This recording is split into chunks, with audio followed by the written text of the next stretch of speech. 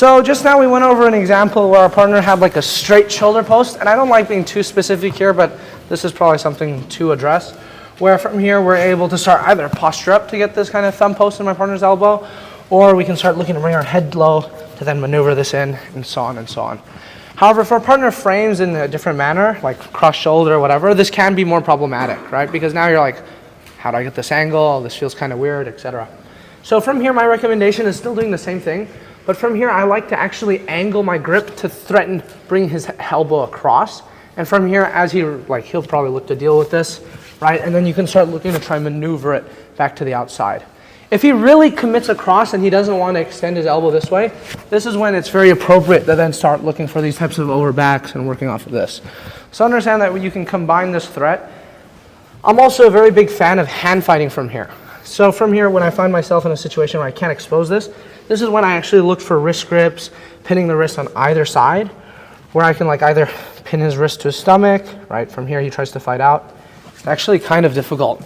And then as he retracts, we might be able to maneuver back to this.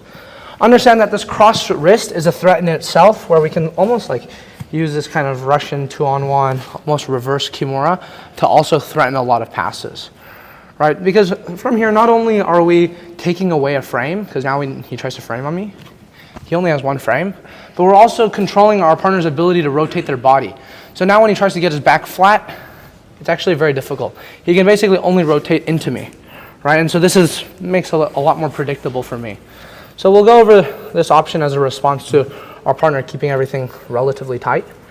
But from here, notice how we can do similar things depending on our partner's knee position, where once again, I can start looking to circle across, keeping this kind of like, almost like a very shallow overhook, almost like a Russian 2-on-1. It's a very strong position.